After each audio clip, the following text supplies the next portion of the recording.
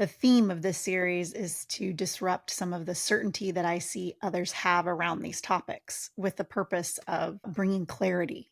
People are pretty familiar with generosity, so maybe we're just bringing some different takes or expanding it a different way. I would say this topic for me personally, and then now that I kind of see it in the ways that you've exposed to me, it's been one of the most disruptive things in my life. Reframing what is generosity, what is stinginess, what is deprivation, and where does generosity come from? Because surely we all have tons of resources and opportunities and talents and gifts. But when it comes to the ways that others bestow what they have to offer and give, there is a different source, I think, of where generosity comes from.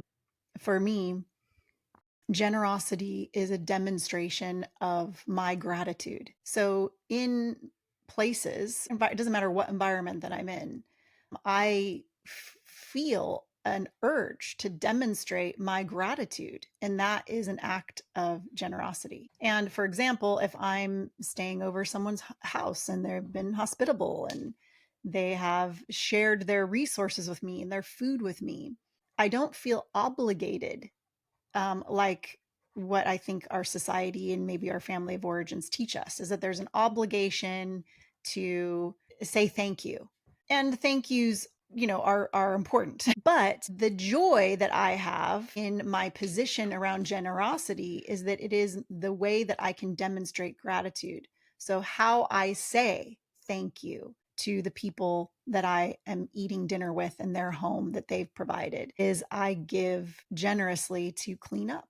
And we're taught this as kids, right? To contribute, to have our contribution so that we're not a burden to others. But I think that there is a generous spirit, which is what I am looking at in generosity, not the action, but the spirit behind the action. Where does generosity come from? And generosity comes from a spirit of gratitude. And that it's that gratitude that for all the things that we have been given, how can we give back or how can we demonstrate our gratitude for that is by actually giving to others. For me, one of the biggest demonstrations of generosity is listening. How attentive can we be as we're listening to others? It requires a generosity to be present, to be focused, and to give attention. Attention is a huge draw in our society, in modern society. I mean, they even call it the attention economy, right?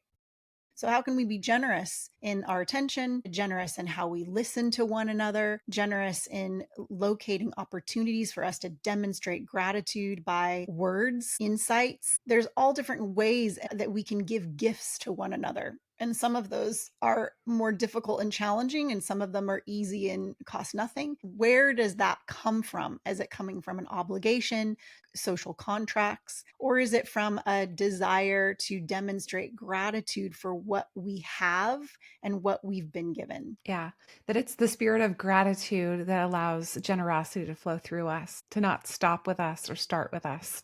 That's the thing about the tie to reciprocity is that generosity keeps going between two people or two parties when both see their resources as not theirs and are coming from that spirit. And it kind of like becomes regenerative. So, question about the source of generosity being gratitude. And what we see, I'm not trying to take this to business, but just to kind of make a distinction here, because I had a mentor one time say, like, never be loyal to a company. A company can't be loyal to you. It's a company. And what she meant is a company doesn't have a soul. Now, we know the people in the company obviously have opportunities to act in human ways. But since a company in itself can't experience gratitude, I wonder if this is one of the stepping stones where we kind of step away from companies being generous to their employees where it costs them nothing.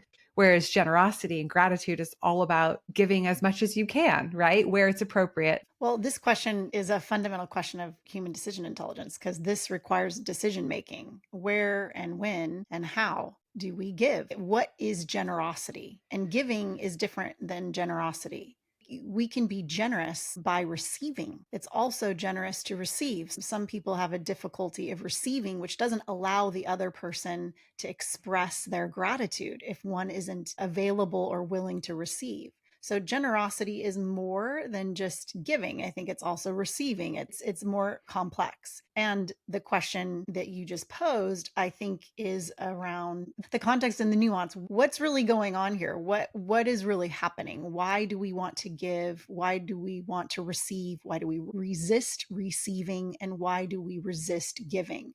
Those are the questions. And what context? What are we protecting? From what position are we trying to give from? And you mentioned one space, which is abundance, and also a kind of humility, in the sense that what we have, either as a business or an individual or as a family, who does it belong to? And also, if there is a sense of that all of these resources, everything that this company has, everything that this family has, everything that this relationship has, is fundamentally built together. It's not something that we singularly have or built or own. Many things in life, particularly businesses and families and individuals, many things were given to us that we didn't have any control over. It was just given. We were born into a certain family with a certain amount of money, or born into a family with certain kind of generosity, of hospitality, of time, versus some families are really busy and working, right? So there's all different resources that a family, individual, and a company has. So inside those resources, we can examine what is generous, who owns those resources, what is the willingness to share those resources, what does it cost us, what does it not cost us at all? These are the questions of human decision intelligence. And that is why we want to even address this topic, is because it's something that is more complicated. And I think it's more complicated because of what you mentioned at the top around social contracts, the conditioning around obligatory gestures or obligatory behaviors that aren't actually generous. So this is the conversation that we're having, and we're not here to answer all of these questions. We're here to pose the landscape, to set up the landscape, and to express the complexity, to give people something to think about. And this is where it can be very disruptive if you believe that you're a generous person, but the context in terms of who actually owns the resources, where did they come from? Where was your starting place in life? What does it cost you or not cost you to share? It might cause you to reevaluate the level of generosity or the spirit in which you're giving versus some kind of obligation, expectations, even pressures to give certain percentages, or giving in a way that there's a performative nature driving some of it, if there's some kind of social recognition for giving. Let's definitely not forget sexism, that our society expects women to give very specific things. And I would say men, we don't call that sexism, but men have different obligations financially to give, in specific financial ways. But in terms of labor, women are expected socially to give more labor, and to examine what is truly generous or what is taking advantage. How is the conditioning crept in to where it's actually requiring someone to give unfairly? I found myself in a situation where I was giving a lot emotionally. And because that's my norm, that's just how I operate in the world, I didn't see it as a capital kind of currency, right? To be giving a lot emotionally. And I found myself in a situation where I was being taken advantage of only because there wasn't a reciprocity, not because I shouldn't or don't want to be giving emotionally, but because it wasn't met with some kind of partnership. It wasn't seen and received with some sort of value. So when you were talking about sexism, it's really interesting as I was thinking about some of the most generous things that have been ever given to me, like these gifts that had a high monetary value, like an engagement ring, diamond earrings, trips, art.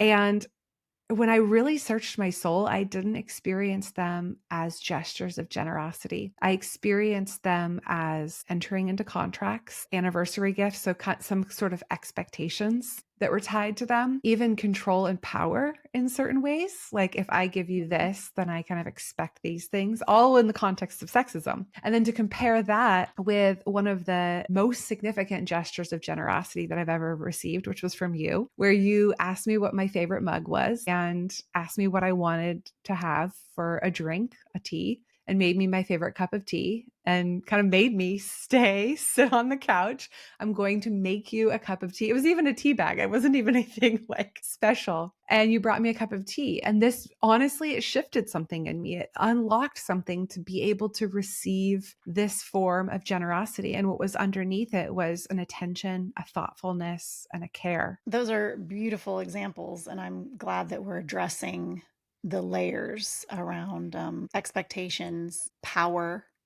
That's an excellent one because all of this is what is underneath sexism. And then to go back to receiving, that receiving is a part of generosity as much as it is giving. So it's the quality of giving, the quality of receiving that isn't tied to expectation, a contract, a power play, no matter how subtle it might be. But there is a gift that is in recognition, that there is a place from which one can recognize their position in the world and their position in relationships. And that recognition is an honoring of the other, honoring of the love or the expressions of sweetness. And how do we generously continue to generate those moments, but not just as the acts of giving, but as the recognition of other and the recognition of the relationship, or, a recognition of whatever goodness is present, and then wanting to express and demonstrate gratitude for that sweetness, that goodness, that mutual love. And that is what we're talking about when there's true generosity, where there's not an agenda or there's not some underlying power issue. And then it also involves receiving. And being generous doesn't mean we have to be good givers, and it doesn't necessarily mean we have to be good receivers, but I think these are the scope of what we want to consider with what is true generosity. Where does it come from? What is the effort and the intention behind it? I mean, obviously we're never going to perfectly hit the mark, but I think it comes from these places of recognition, a place of gratitude, and that gratitude is expansive because it's not just, oh, I'm grateful for what I have been given, so why would I withhold? When I have received so much, why would I not give in return to the world, to others, as an expression of gratitude for what I have been given and for an acknowledgement and a recognition of what I have? We're really in a more expansive space with generosity. And I think that socially and culturally, this is an area, which is why we've chosen this as a topic, that isn't is deeply examined and can easily be reduced to just a simple kind of reciprocity or a simple exchange. And I think it's obviously, I mean, it's far, far deeper than that. So it's almost like you could say the opposite, is that if someone isn't generous or isn't demonstrating generosity in a moment, that there's a potential there that they're not recognizing the gifts that they've been given, or obviously not feeling grateful for them. Like they don't see what they have and they're not experiencing the gratitude. And therefore, it's not leading them to act in a generous way. Yes. And also, it could be greed, that they don't want to share, that they want to hold on to the things that they have, or they don't feel others deserve to be given. The power comes in where it's like, oh, they haven't earned it. They don't deserve it. They're not entitled to it. I worked hard for this. What am I going to receive in return? Which is a lot of what's underlying sexism, and also work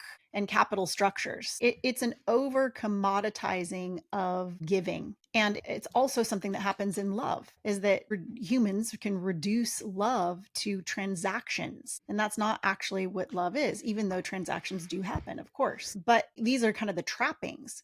So generosity is so important to me personally that it's actually a requirement in my relationships. And the reason why is because I'm so committed to being a generous person, and out of practice for so many years, which, by the way, I didn't earn that. I have incredibly generous parents. So I think it was passed down to me not only in my DNA, but in the experiences of my life and childhood, that I have extremely generous parents and therefore learned it at a young age and just have it in me. And it's such a freeing and powerful ability that if others in close relationship to you don't have that, it can cause imbalances in a way that isn't good or healthy. So for me, it's something that I actually decided once I had this recognition of how important of a value generosity was to me for the reasons which we've kind of touched on, which is I don't feel like I've earned a lot of the things that I have, that I've been given them. And I feel that it is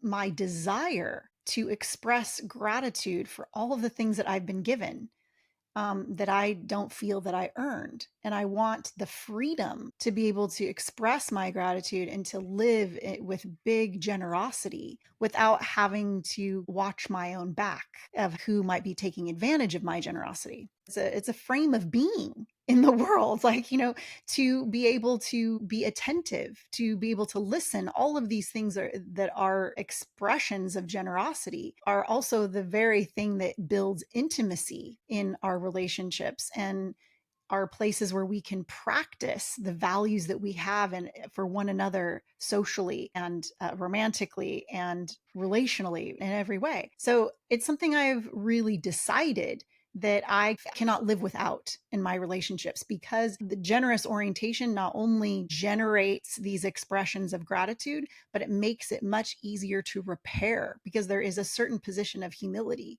It's the basis of so many things for me. And gratitude, many spiritual leaders throughout the history of time have said that gratitude is the beginning of all virtue. And if generosity is tied to gratitude, for me it is, then there is a place here that is the inception point and a pivotal point that actually invests in character. And so for me, in my mapping, I have really come to clarity of how important generosity is. A generous spirit, not a particular act of giving, but a generous spirit. Yeah, we've talked about that for sure in work and who we work around and with and partner with and the potential to partner.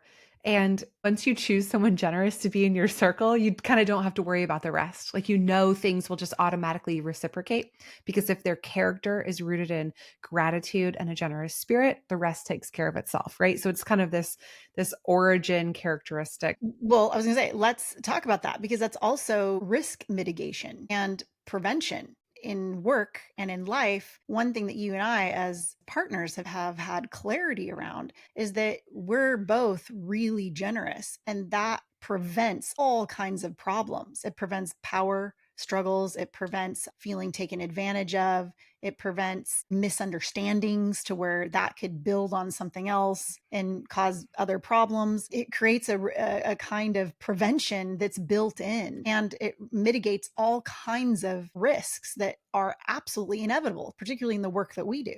Yeah. And it allows us to err always on the side of generosity. Mhm. If the people around us and the people we consider for partnerships and work engagements also come from a generous spirit, then we're all allowed to give freely instead of having to calculate where we can give and how much we can give, which is a whole lot of work, not that fun. And it really stops the work instead of starting it and generating more work from it. What is generosity's job? What is generosity's role? What is the thing that it serves? I think generosity is the expression of gratitude. And in order to feel grateful, one has to be positioned in a place of recognition that who we are, what we've been given, and all of the resources that are around us and inside us are not something that we have generated on our own. And so much has been given to us. And therefore, out of that abundance and out of that position of humility, we give back. And it's not just even giving back in terms of a one-to-one reciprocity. But I think generosity is tied to a position of humility, tied to a position of gratitude, tied to a position of recognition of other, and of the fundamental nature of existence, that we do nothing alone, or very little, I should say, maybe not nothing, but very little do we do alone, and how it establishes a particular baseline that is kind and that is attentive and listening. And all of that is what is anchoring in human existence. And from those places, we can receive, in terms of the connection to human decision intelligence, it's from that place which we receive information and data and experiences for making decisions and for evaluating the strength and the fragility of whatever circumstance that we're in, or whatever project that we're approaching, or whatever communication that we have. And so it is very fundamental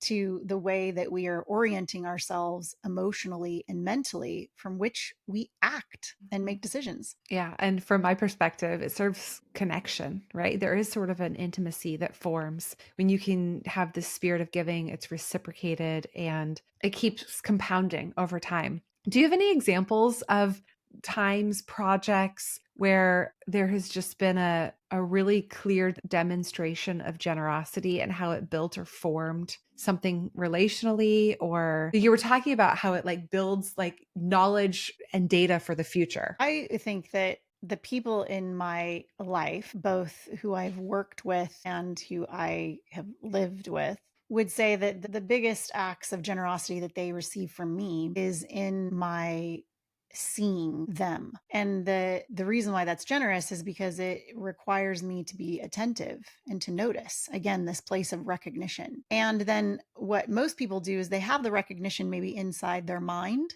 or inside their hearts, but then the next step is to be able to articulate that and to speak it out loud. And so that kind of acknowledgement and external recognition through words and forming it in locating it in a moment is a huge gift. And the reason why I can confidently say that about myself without sounding arrogant is because it's something I so love to do that comes from a deep place of being moved in gratitude for the people in my life that I work with and live with. There's so much that I can see and so much that I am receiving that I feel moved to be generous and to give back to these people. And it's deeply satisfying for me to give that gift. And from my position, it's a very easy thing to give because it's within my gifts, it's within my strength. And so it doesn't cost me much. And even though it might cost others more because it's not within their gift, right? And that's a different form of reciprocity. We give from the gifts that we have. And if we're all doing that, then we're all very nurtured and we're cared for collectively. That is primarily way that I consistently am generous, is I'm able to give attention and articulate things that most people can't see and then can't articulate. And what a gift that is in so many ways to my community. And again, that comes from a deep gratitude for what I am given from them. I've definitely been a beneficiary. We're having a little moment here because I'm thinking about the things that you've like specifically said to me, and there is a gift of being seen and hearing it be expressed verbally. So I'm curious about the relationship between sacrifice Mm. and generosity, and if that ties in somewhere to where generosity is felt in the most profound ways. But basically, it all comes down to context. That's kind of what you started to knock on the door of. Yeah, and I'm glad you're knocking on this door because to be self-revealing, we're both overgivers. In the context of human decision intelligence, this is an analysis of how our gifts that are overused often become limitations and become problematic. And since you and I are gifted with generosity, we also have the challenge of being overgivers. And so in our work and in our practice, we have to watch for ways which we might be being too quick to fill the gaps or to jump the gaps of others who are less generous. And this is something that we evaluate, in so many areas of our life and sometimes daily. And that is a big question around generosity, that it is important. Where do people give out of anxiety or out of impatience or out of pride? And this is so important in this conversation because some days we nail it and we're really giving from all the right places, and then other days we are failing and it's really giving out of anxiety and a need for control. Other places that we have to look for, we're being impatient.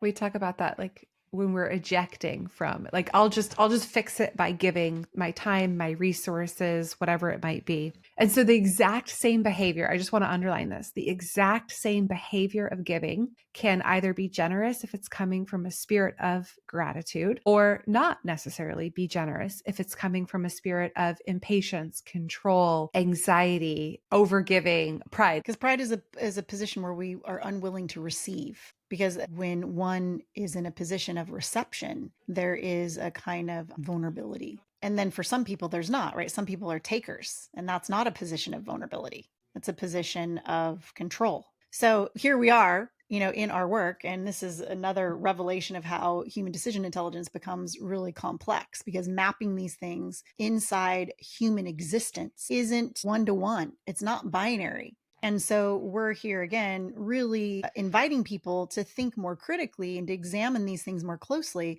but not to provide an answer or a new prescription, but just to deepen our observation and to deepen our recognitions around what's actually happening in the context in which it's happening. Yeah, all about context, contextualized. Okay, where is this person coming from? Where did they start? What do they have to give? What are their gifts and talents? And what spirit are they giving from?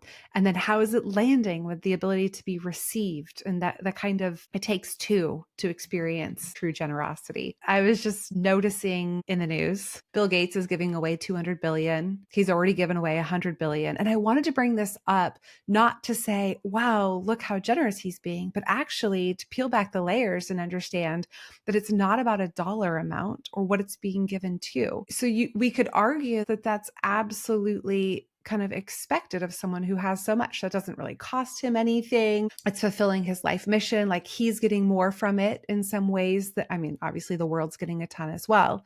There's also scrutiny that's a lot of power, like that he's going against the World Health Organization. And so we don't actually know what's happening in that situation.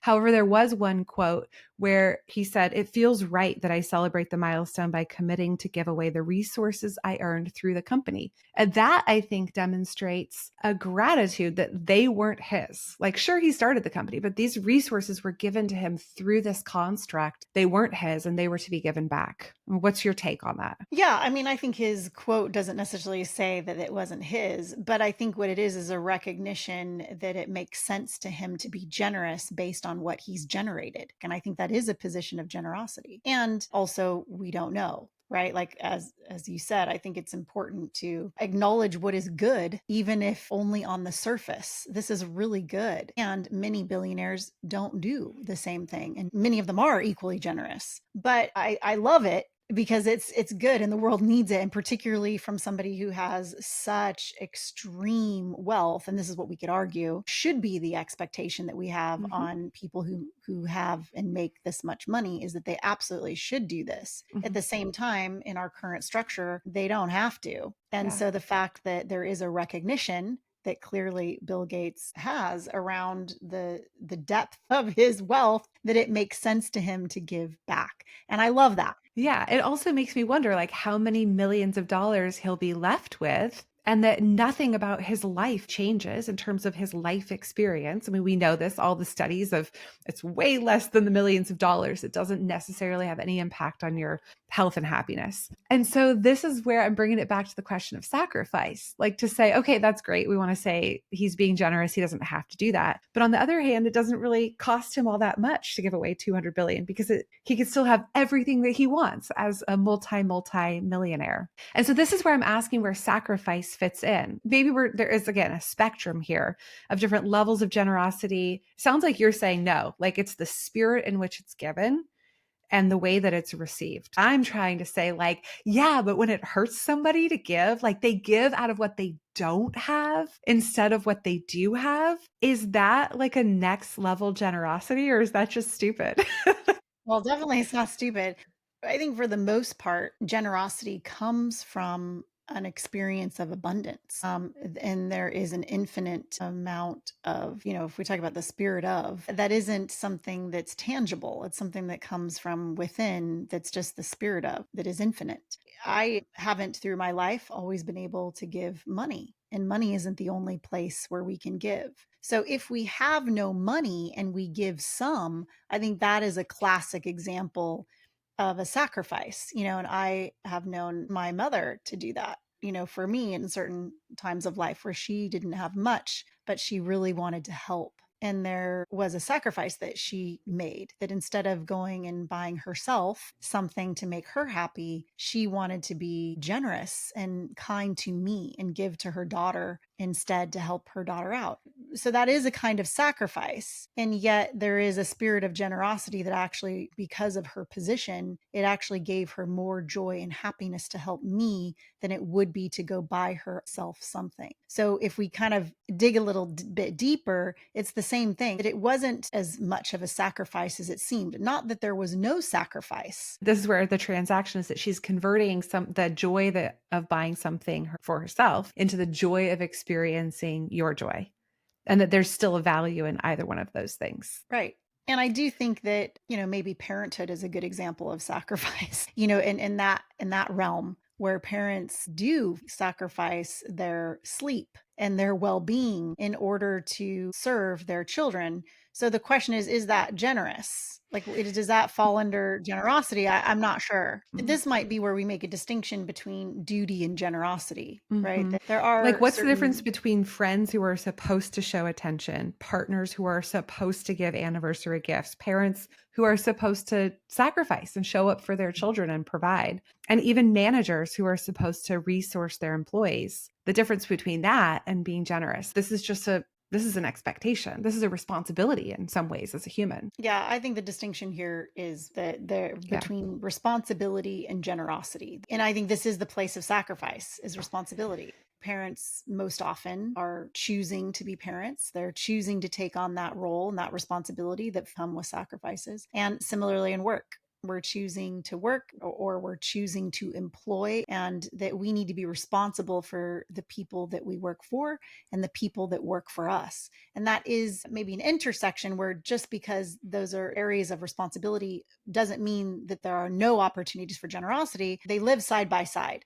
For the most part, in my experience of generosity, there's not a lot of sacrifice other than time and attention, that I think that occasionally can be sacrificial. That there are ways that we are generous with our time and attention when we have limited time and attention. But again, it's what one receives from being generous. That's a question mark for how costly it is, right? Mhm. Like, there's so much that we get from being generous. And I think that is a huge motivation. Of course, my own. Like, I don't necessarily believe in altruism at all. I feel like that my giving and my serving gives me far more than it takes from me. And I think that is a part of human design, that humans are designed to engage in service and in giving because it's good for us, unless we're overdoing it. And then we're depleting ourselves in ways that aren't helping even our community. When we're depleted, we can no longer help our community, and therefore it's no longer even generous anymore, right? Mhm. So I think this is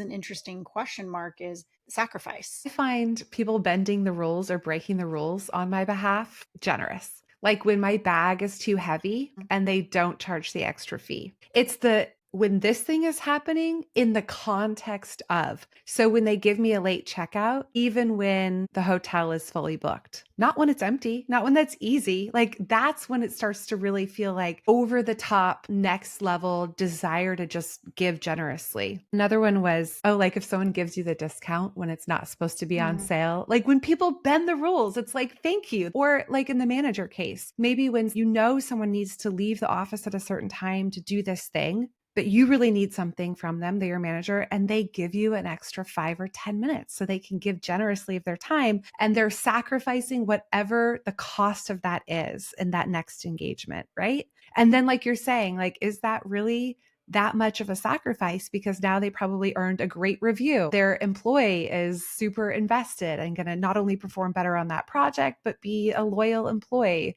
Like they got a sale from it, even if it was a discounted sale. Absolutely. Those are excellent examples of generosity, when we're giving something that doesn't require any real sacrifice. It's easy to give. So in a way that makes it doubly generous is because it's not required and not expected, but people give it anyway because it's just an absolute act of generosity. So is, sometimes really acknowledging others, like with the people who serve us, it's like stopping and saying, thank you so much for that. Some people would argue, well, we're paying them for that. We don't have to say thank you. That's their job. And it's like, okay, if we want to be technical about it and machine like, sure. However, this is a human being and we can do both. Okay, so I kind of want to bring this back into like why this conversation matters for humans, especially right now in this place and time. And also that can be layered in with like what has gotten in our way. Has generosity eroded, or has our understanding of generosity eroded, and what's playing a role in that? It's either fear or arrogance. I think those are the two things that get in the way of generosity. And so what humans do is self-protect. And part of self-protection is by withholding and not giving too much. Same with arrogance. It's that there's an opinion and an attitude that others don't deserve generosity. So I think those are the two main ones. And then also beyond the high level emotional and character issues around fear and arrogance, I would say that the majority of it is a lack of recognition, but the lack of identifying what the opportunities of the moment are, and a lack of identifying, wow, this person was really kind to me, and allowing oneself to be moved by that kindness to even ask the question, like, how can I give back? I mean, that's where it's generated from me, is that I'm with someone and I'm experiencing goodness, and that goodness is inspiring me emotionally in a way where I want to demonstrate my gratitude for the goodness of what's happening in that moment. And so I think that if we're not clued into that, if we're not recognizing the goodness of in our relationships and the goodness in our life from which generosity and gratitude are inspired, then that's also an obstacle, not just arrogance and fear. Yeah, I'm thinking about like individualization, zero sum game, competition, kind of a performance culture. And let's throw out the example of giving an employee an extra week of bereavement when you're short staffed. Like it's this kind of element of humanity. We're here to think about what gets in the way of being able to foster a spirit of gratitude that generates a spirit of generosity. There's a lot in the Absolutely. way, right? Yeah, absolutely. I mean, how much time do we have? And I The think, desire to get ahead, like racing to the top, numbers on a spreadsheet that produce the quantifiable results of how successful we are in a business. well, that is, in other words, our evaluation of what the priorities and values should be in each moment are not there. And so that gets in the way. We might have a value for generosity, but we're not recognizing how to prioritize that value in this moment and in this circumstance when there are other pressures, like you just said. If you're understaffed and one of your employees is in a situation that actually needs and deserves time, now how do you prioritize your values? Which one gets prioritized over the other when there are Yeah. pressures and there are competing priorities?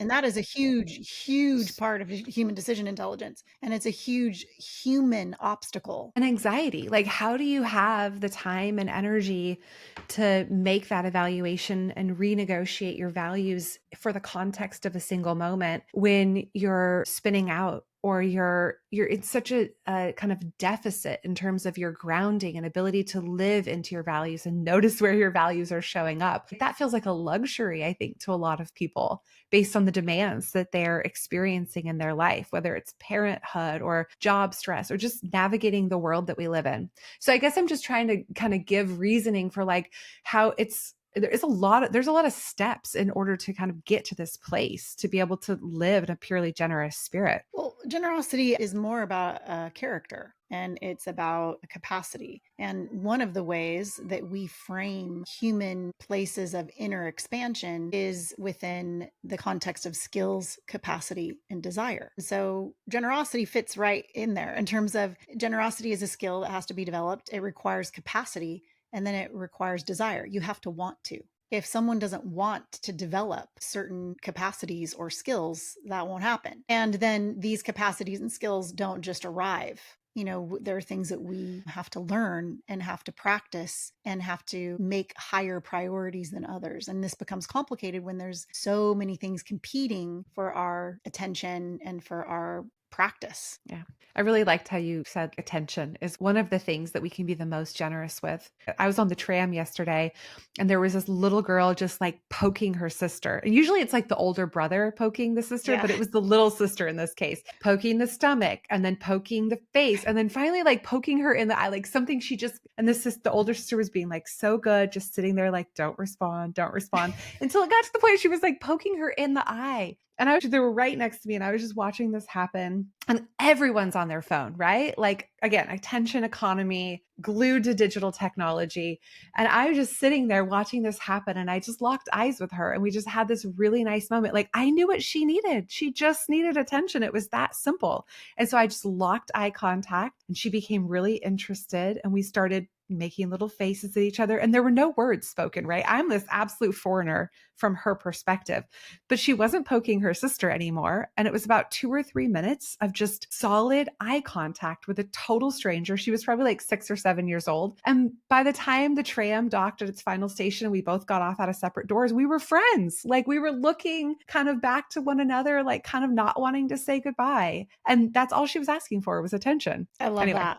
Yeah, I think that's a so I guess we great can be phrase. generous in little ways on the way to work, Well, and with our and attention. that's why we have generosity as an overarching frame of being, positioning ourselves to be available, to be attentive, and to be available to listen. And I think that is what makes a society better, is that if everyone is available to kindness and to having enough attention and focus outside of oneself, that is an ultimate form of generosity that increases the goodness of our communities and ourselves ultimately. And I think that is a position where we have to make ourselves available, mentally and emotionally available, which means we can't be super stressed out or Busy, rushed, all the things. This is how I define capacity. It's just the extra space to be present and to be open to the experiences, the people, the connections right in front of you.